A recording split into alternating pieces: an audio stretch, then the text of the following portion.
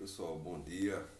Vamos começar um pouquinho aqui falando sobre, né, geografia. A gente vai relembrar algumas coisas de geografia e trabalhar algumas ideias que estão aí dentro do nosso livro aí, né, que trabalha principalmente no capítulo da parte de agricultura específica. A gente vai dar uma relembrada sobre essas questões para a gente fechar um primeiro bloco aí, né, falando sobre esses processos agrícolas, certo?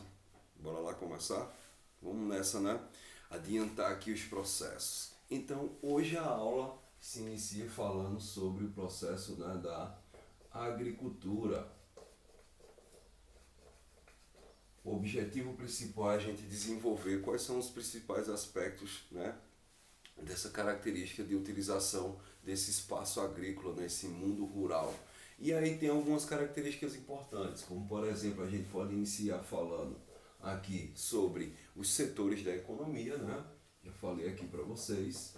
A gente tem os setores, né, da economia. E dentro desses setores da economia, eu tenho o setor chamado, né, o setor primário, o setor secundário e o setor terciário. E dentro dessas características, por que a gente estuda os setores da economia? Vocês vão perceber que os setores da economia têm muito a ver com a questão da formação do famoso PIB, né? O famoso Produto Interno Bruto, certo? Então, toda a economia de qualquer país, qualquer cidade, qualquer estado e tal, eles trabalham com a ideia de formação do PIB através dos setores da economia. E por que a gente tem que saber disso quando estuda de agricultura? Porque a agricultura está inserida no setor primário, né? Está inserida dentro desse setor primário e a gente vai perceber quais são as características que ele traz para a gente perceber como funciona diretamente esse setor primário. Vamos lá?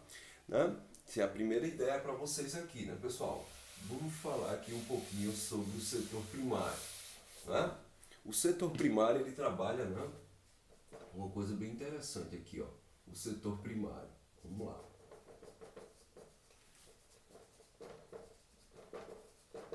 Esse setor primário aqui especificamente tem como característica principal o quê? O que é que ele traz de importante? Como eu já falei para vocês, ele é formado pela agricultura,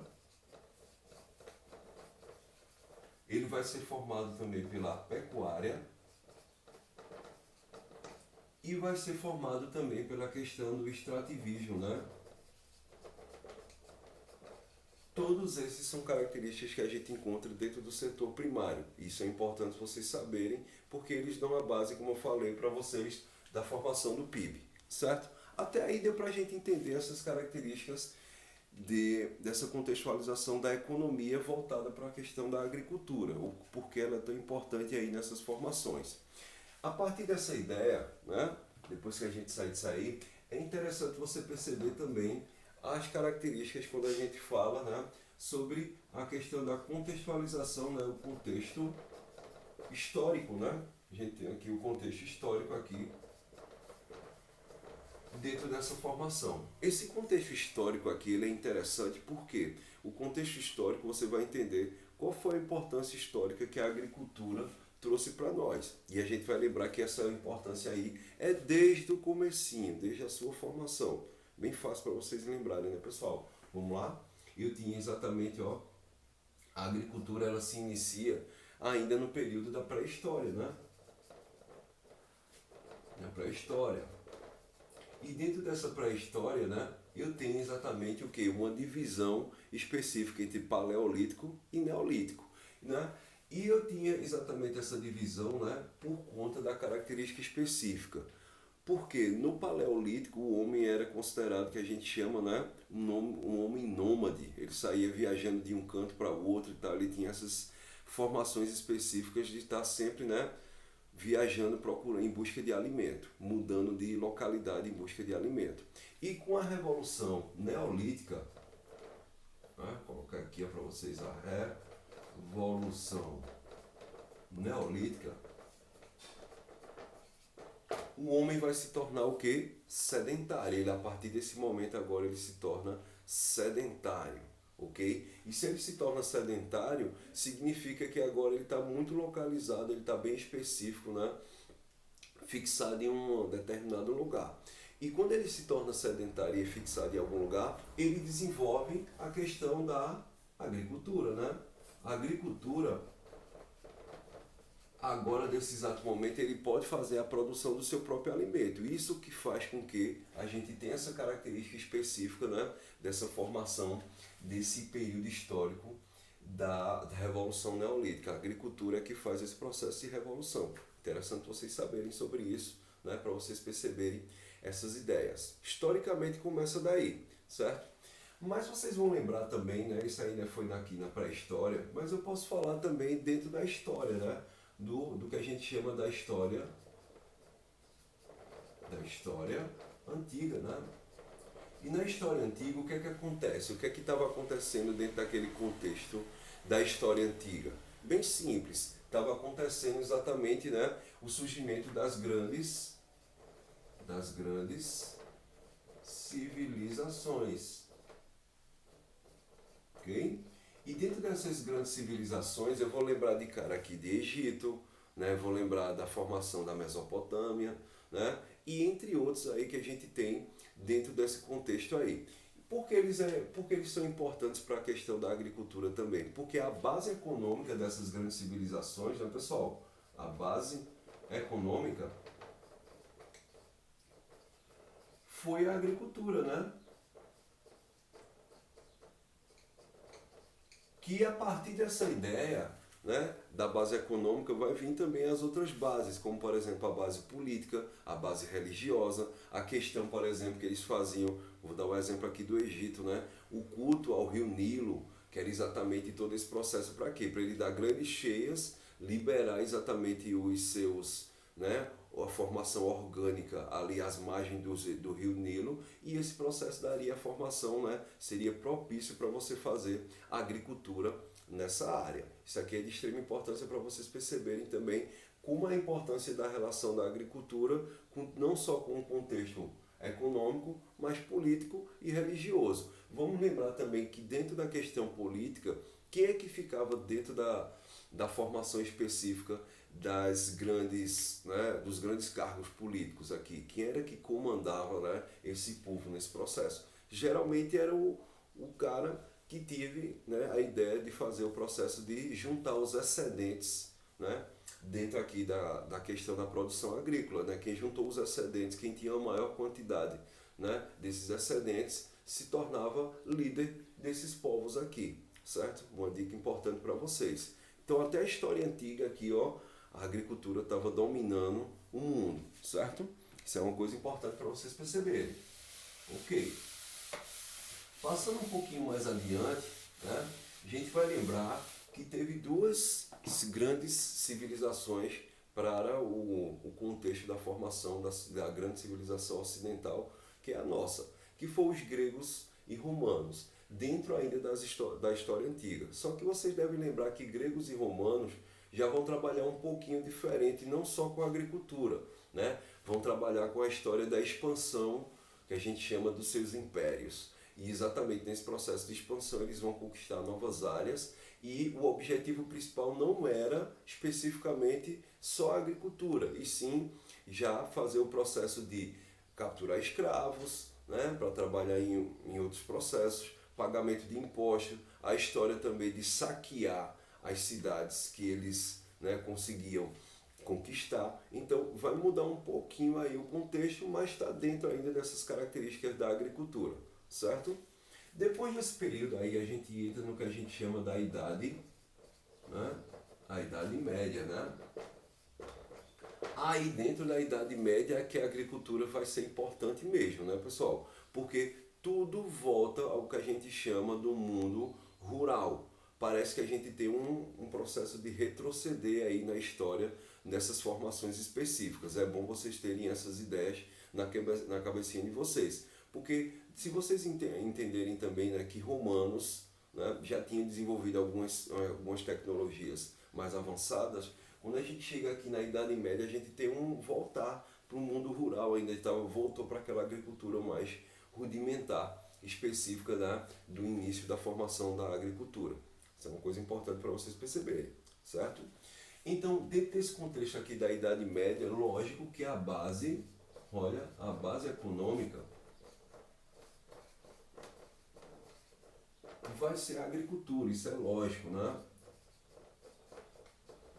A base econômica vai ser a agricultura, lógico.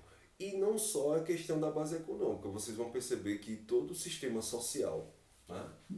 Vocês vão lembrar aqui, ó, o sistema social está inserido também dentro desse mundo rural, certo? E por que eu sei disso? Bem simples, né, pessoal? Porque o sistema social da Idade Média estava voltado principalmente para as questões, né, de produção específica que nós tínhamos aqui nesse período, né, dessa produção específica do mundo rural, voltado para você pegar esses processos dos excedentes e transformar, né, a vida social daquela pessoa, quem era o servo, né, quem fazia a produção específica de outras coisas, como por exemplo cobrar os impostos, qual era a função do rei, né? Ele estava muito voltado dentro desse contexto do mundo rural, certo? Até aí, beleza. Lembrando que até a base comercial da época era formada pelos excedentes agrícolas, né? Extrema importância aí para vocês perceberem também essas características.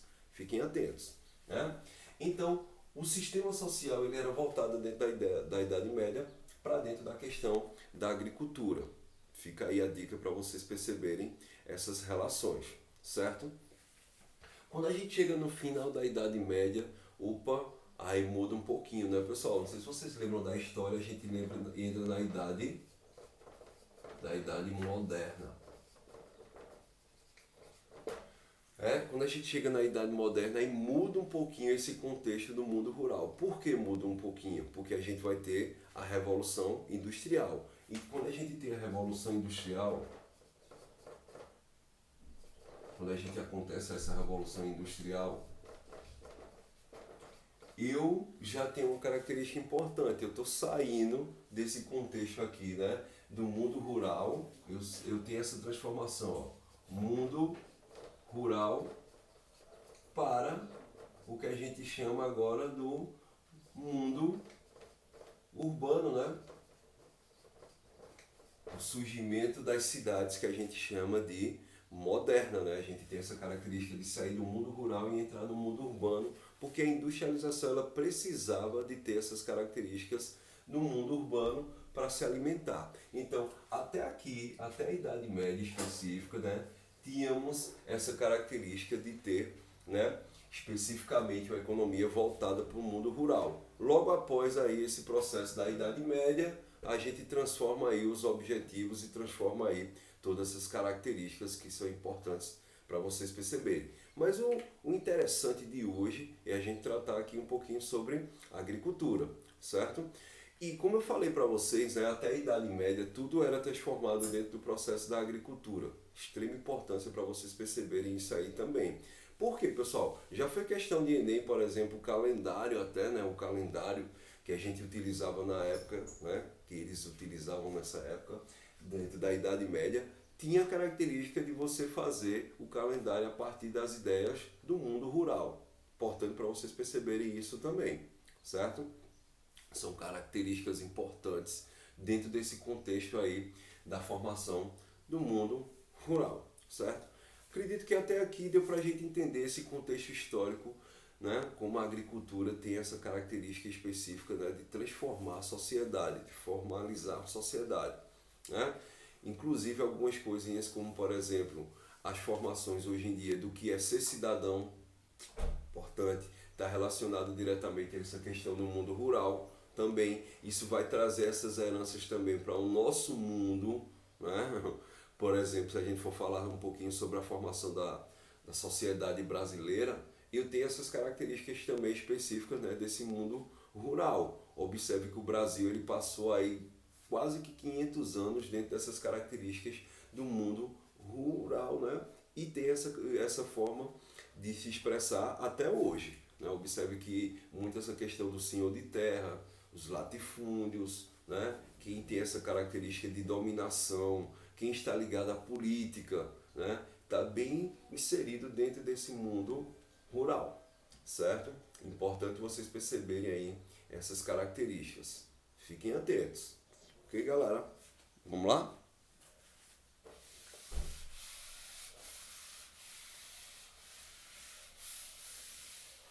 A partir dessa ideia de a gente conquistar essas características do mundo rural, agora a gente entra no. A gente classificar a agricultura, né? Vamos fazer o processo de, né, dividir aqui os tipos de. Os tipos de agricultura. E galera, para a gente perceber esses tipos de agricultura, a gente tem que lembrar muito especificamente sobre os contextos, né, que surgiram esse processo desses novos tipos de agricultura. Como eu falei para vocês aqui, a gente falou um pouquinho sobre o contexto histórico. A gente vai lembrar que essa primeira agricultura que surge nesse primeiro período histórico tinha muito a ver, olha, preste atenção, com esses tipos de agricultura que a gente vai começar falando aqui, né? Observe que uma coisa está em conexão com a outra, certo? Vamos observar aqui, ó. Os tipos de agricultura você pode dividir inicialmente dessa forma. Eu tenho o que a gente chama, né, de agricultura chamada, né, extensiva, okay? Que é uma agricultura mais rudimentar no sentido de mais simples, né, pessoal? As técnicas, elas são um pouco mais simples, como por exemplo o surgimento do arado, o surgimento, né, da enxada, mas a força principal na produção estava voltada ainda para o próprio homem botar a mão na massa, né? O próprio homem ia lá e ia utilizar esses utensílios para melhorar a produção, certo? E eu tenho uma agricultura chamada de intensiva. E essa agricultura intensiva, ela já é mais tecnológica. Eu tenho aqui, ó, tecnologia e modernidade, né? Então, ó, eu tenho essa característica específica dessa tecnologia, essa modernidade, quando eu falo sobre essa agricultura classificada como intensiva. O nosso objetivo agora, né, inicialmente, é trazer as ideias da agricultura classificada como extensiva, né? A gente vai iniciar aí falando um pouquinho como foi essa produção dessa agricultura extensiva. Depois a gente vai entrar na agricultura intensiva, certo? Como o próprio nome está dizendo aqui, ó, só para vocês entenderem, como o próprio nome está dizendo, essa agricultura extensiva, ela tem como base, né, a questão mais simples, as técnicas mais simples, certo? Se ela tem essas técnicas mais simples, mas também tem uma característica interessante, né? Aqui eu tinha grandes extensões, por isso que é caracterizada como extensiva. Tanto a agricultura como a pecuária, você vai ter uma produção em grandes extensões de terra. Ficou a dica? Então, nessa agricultura extensiva, você não tem uma preocupação em minimizar, por exemplo, a utilização de determinados ambientes, né? Você vai pegar aquela área inteira e plantar, certo? E botar para, né, fazer a produção. A história é essa, certo, galera? Dentro dessa agricultura extensiva, né, vocês vão observar que são as primeiras agriculturas lá da formação desde o Neolítico, passando pela Idade Média e assim por diante. Tem algumas agriculturas que são até hoje, né, utilizadas dentro desse contexto. A gente pode iniciar aqui falando um pouquinho sobre a agricultura chamada de subsistência, que é a mais clássica, né, essa agricultura que é voltada para o próprio consumo. Nomezinho clássico aí nessa agricultura de subsistência. Cuidado, galera, para vocês não confundirem subsistência e familiar, né? Porque é o seguinte, a agricultura familiar, ela pode sim ser de subsistência. Historicamente, em alguns lugares já foi de subsistência, certo? Mas não quer dizer que essa agricultura familiar, todas elas são de subsistência. Eu tenho a agricultura familiar também, que podem ser produzidas através, né, de sistemas tecnológicos mais modernos, voltada para a exportação, venda, comércio e assim por diante. Então, fique atento aí, fique ligado nesse contexto, certo?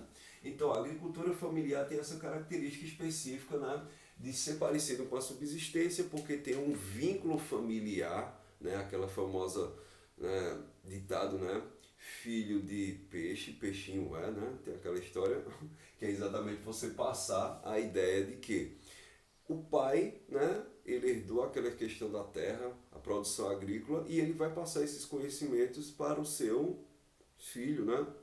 Ficou a dica aí? Importante para vocês perceberem. Dentro dessas características aqui dessa agricultura familiar. Além disso, né, galera, além dessas duas agriculturas aqui, eu tenho também uma agricultura bem famosa chamada itinerante. Eu tenho uma agricultura chamada itinerante. Essa agricultura aqui, ela é bem reconhecida, bem fácil vocês entenderem, porque ela está relacionada com a questão, né? A relação, coloca aqui, ó, relação com a queimada, ok? E qual seria essa relação direta com a queimada? Que é simples, né, galera? Essa relação direta aqui com a queimada é exatamente uma produção que eles faziam uma perspectiva bem interessante. Para você ter uma boa agricultura, eu tenho que ter um bom solo, certo? Isso aqui é uma dica importantíssima. Eu só tenho um bom solo, né, se eu tiver bastante nutrientes nesse solo, ok? E aí o que é que vai acontecer? Quando eu faço a queimada, todos os nutrientes que estão nas plantas que estão naquela mata virgem, né, e tal, ela vai exatamente cair no solo e vai deixar esse solo mais fértil. Então a primeira produção, ela tem essa característica de ter uma boa produção, porque todos os nutrientes daquelas primeiras plantas que estavam ali foram colocadas no solo. Quando você planta, nasce bem direitinho. Só que essa agricultura itinerante, essa agricultura que utiliza queimada, ela precisa de utilizar duas outras coisinhas importantes para vocês, que é a questão, ó, do pósio, ok? E a questão também da rotação de cultura. E quais são essas características? O pósio, descanso, clássico, né, pessoal? Eu tenho que descansar esse solo. Significa que se eu plantei nele, queimei ou que fez o processo, eu tenho que deixar ele um período de descanso para ele recuperar os nutrientes, ok? A rotação de cultura é exatamente você plantar uma coisa, depois em vez de eu plantar a mesma coisa que eu plantei, eu vou plantar outro tipo de cultura. O exemplo bem clássico é quando você planta feijão e planta milho, né? Porque cada um desses aí tiram nutrientes diferentes do solo e a galera descobriu esse processo e dá para você fazer essa ideia de fazer essa rotação de cultura, certo? São características importantes quando eu falo nesse primeiro momento para vocês sobre essa característica específica, certo? Então, a partir até aqui, de boa, eu tenho essas características aqui da rotação de cultura, especificamente, né, sobre essas ideias. Daí, além dessas ideias aqui, desses tipos de agricultura, eu tenho que lembrar também, né, pessoal, que a queimada ela é um impacto ambiental no solo. Cuidado com isso aí, né? Inclusive, quando a gente fala uma observação aqui para vocês, o impacto ambiental do solo, ele está ligado diretamente, né, à questão da retirada da mata virgem, né, que a gente está falando aqui, ó. Se eu faço a queimada, eu estou retirando a mata, né, original daquela área. E quando eu faço isso, vai ter esse impacto ambiental aqui do solo, que é de extrema importância para vocês perceberem, que são clássicos, né, o processo de lixiviação, que é exatamente você ter a lavagem, a retirada do nutriente pela água daquele solo, né? Tem essa lixiviação. Eu tenho também, além da lixiviação, eu tenho a característica específica, né, galera, do contexto da laterização. Eu tenho a laterização desse solo. E dentro dessas características, além da laterização, eu posso gerar também a famosa roca. Então, ó, lixiviação seria a lavagem dos nutrientes, a laterização seria a solidificação desse solo, o solo vai ficar um pouco mais sólido aí dentro dessas características, E a vossoroca seria exatamente a formação daquelas grandes valas, aqueles grandes buracos que a gente tem, né, dentro desse contexto aqui específico do solo. Tudo isso causado principalmente pela questão do desmatamento, né? Desmatamento, né? A retirada dessas plantas vão gerar esses efeitos específicos dentro do solo. E é importante você ficar ligado nisso aí, nesse contexto.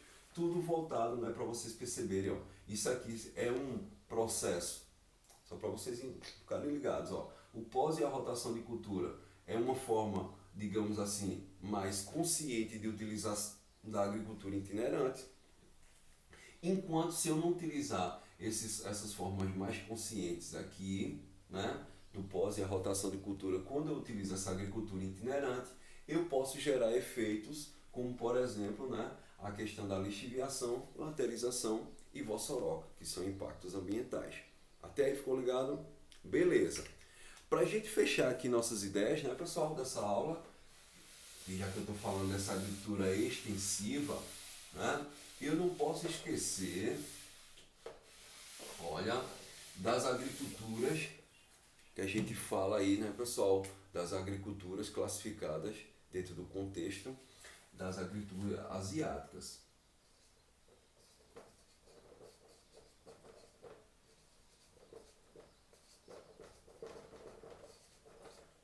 Rapaz, interessante vocês perceberem isso aqui, pessoal, porque é o seguinte, aí você vai dizer, mas professor, a agricultura asiática, ela não é classificada até hoje como intensiva, assim, eles têm os melhores aproveitamentos da terra e tal.